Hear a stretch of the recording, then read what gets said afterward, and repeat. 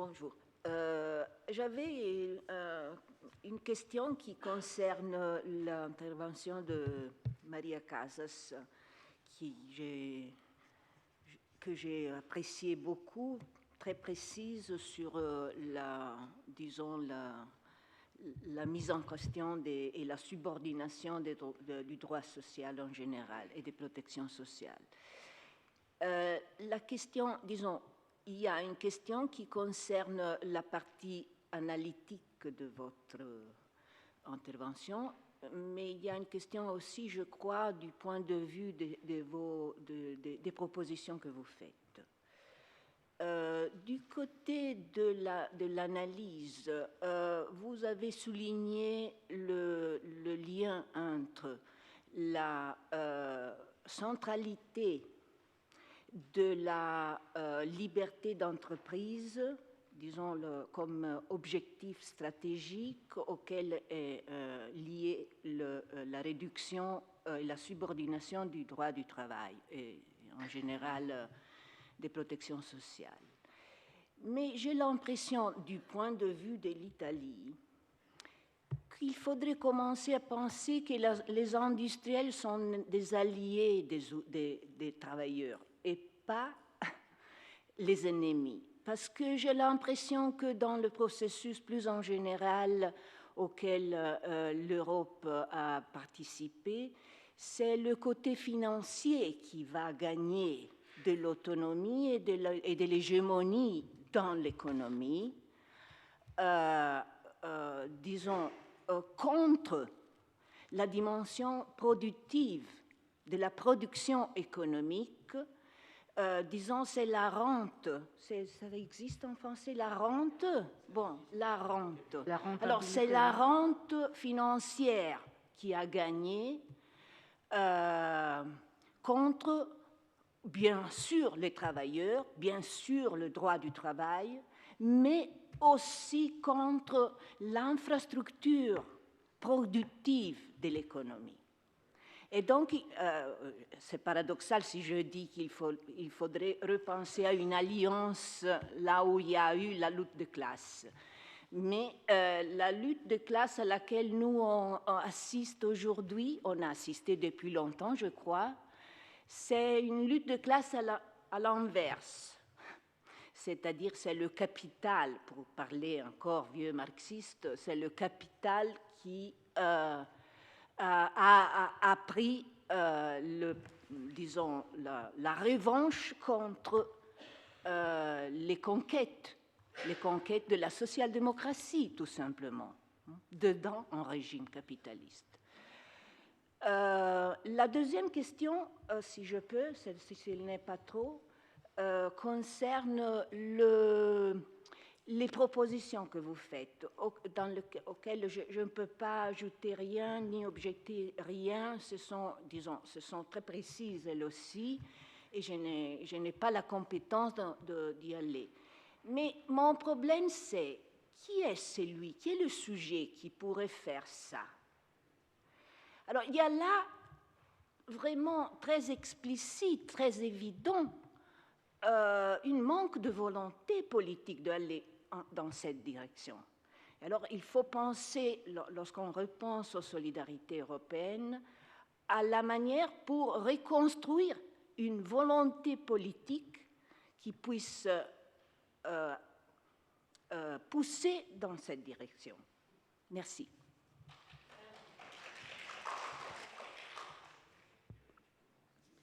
Sur la première question, je suis d'accord avec vous. La liberté d'entreprise, c'est dans le système espagnol un droit fondamental et c'est la base de la création de la richesse et aussi de l'emploi.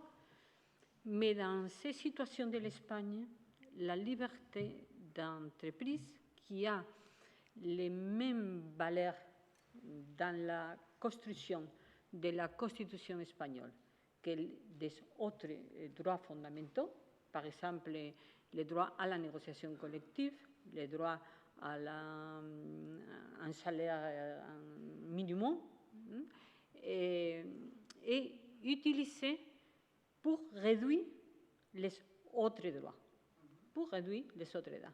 Dans un juste de pondération entre droits en contraste, confrontés. Alors, le législateur a décidé d'amplier le cercle de la liberté d'entreprise avec un fin précis, un résultat déterminé, que c'est la création d'emplois.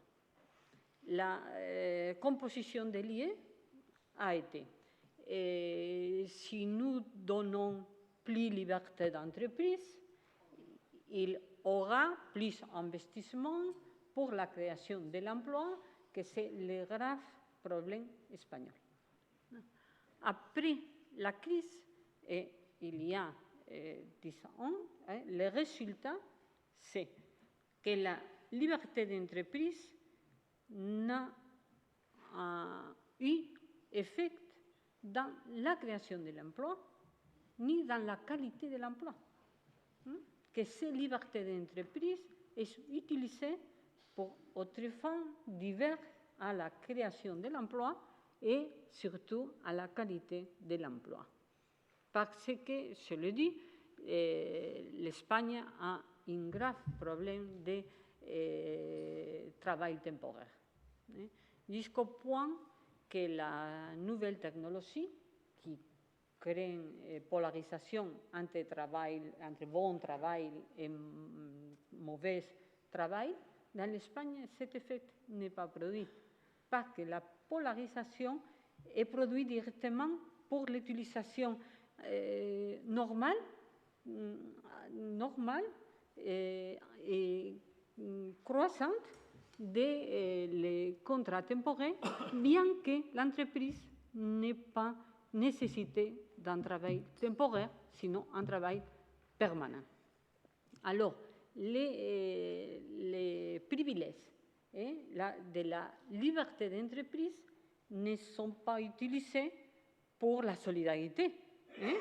Et si on compare les situations des systèmes juridiques des autres pays, les pays du nord de l'Union européenne et les systèmes juridiques de l'Espagne avant l'intervention de la banque en Espagne, était une situation très similaire, sauf la contratation, les contrats temporaires.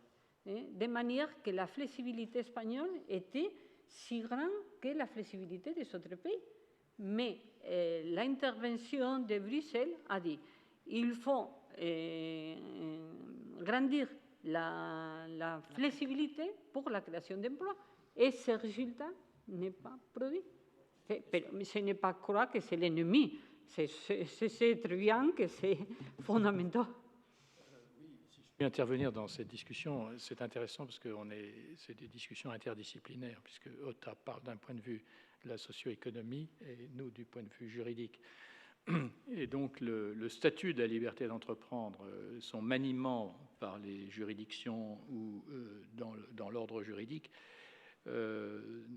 c'est autre chose que la sociologie des entreprises. Alors, il y a un exemple en droit français où c'est apparu de façon très claire, c'est dans la complémentaire santé. C'est un peu technique, mais je ne rentre pas trop dans les détails.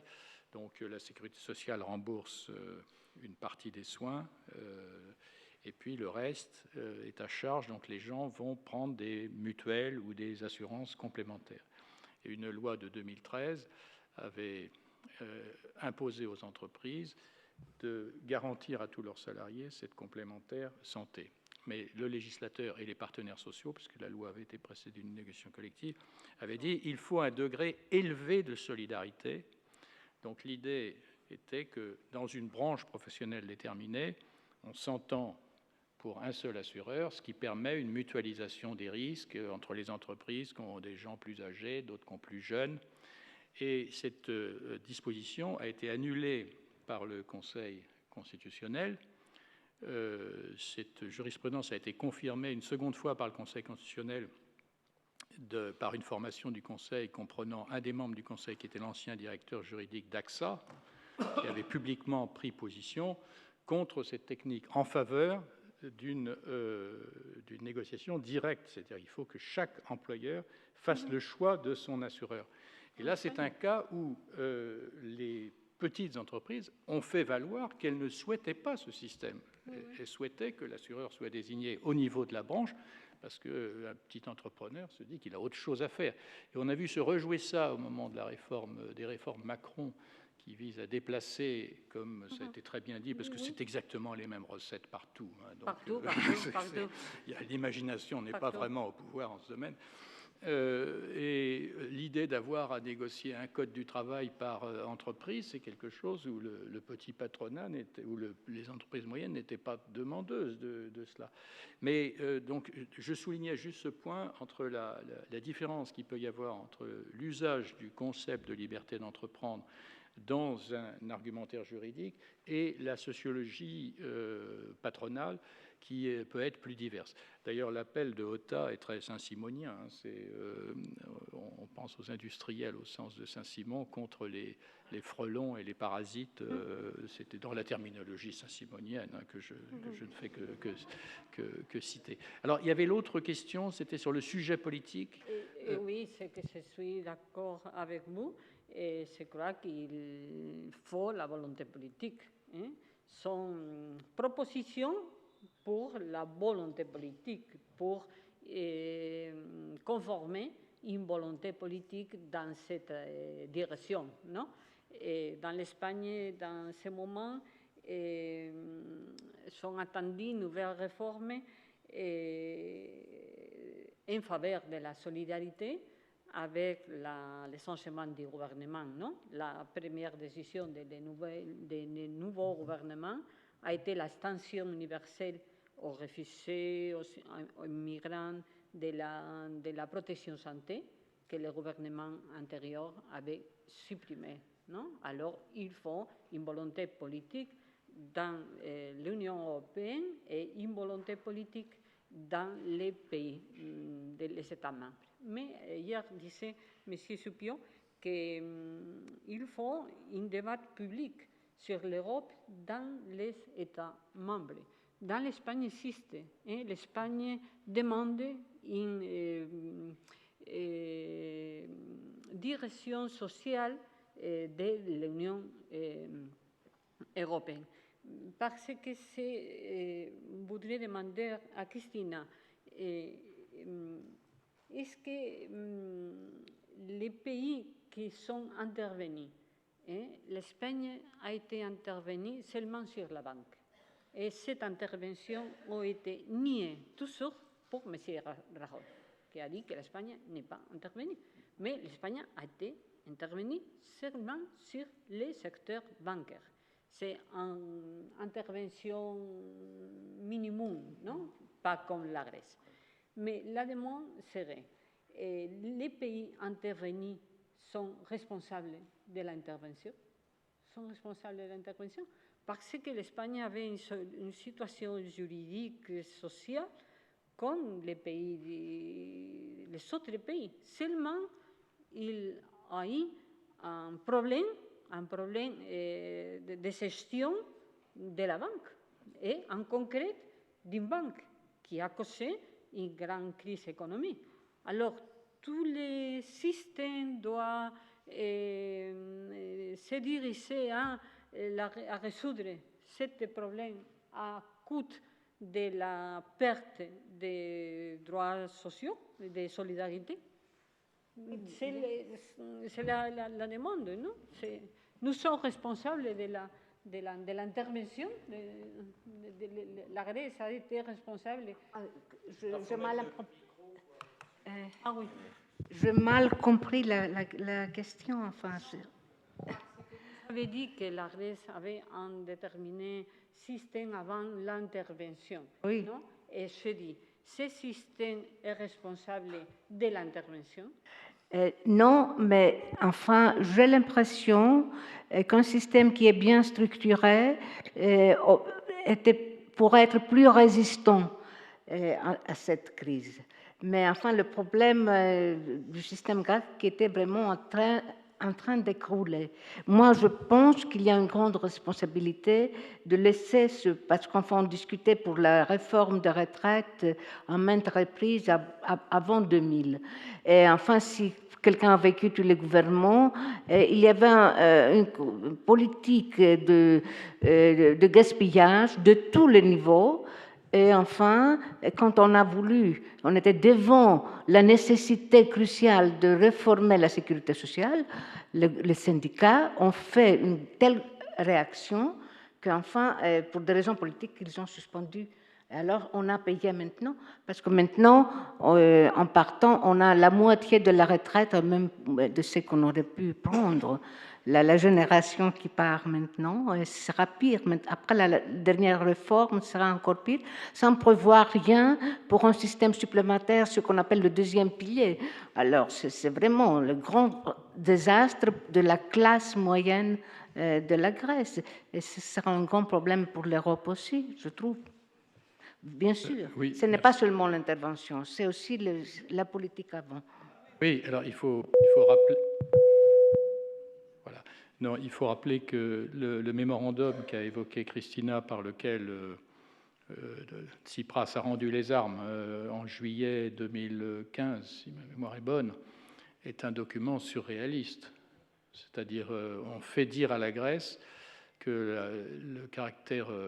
Ces problèmes financiers sont dus exclusivement aux politiques de monnaie dans la dernière année,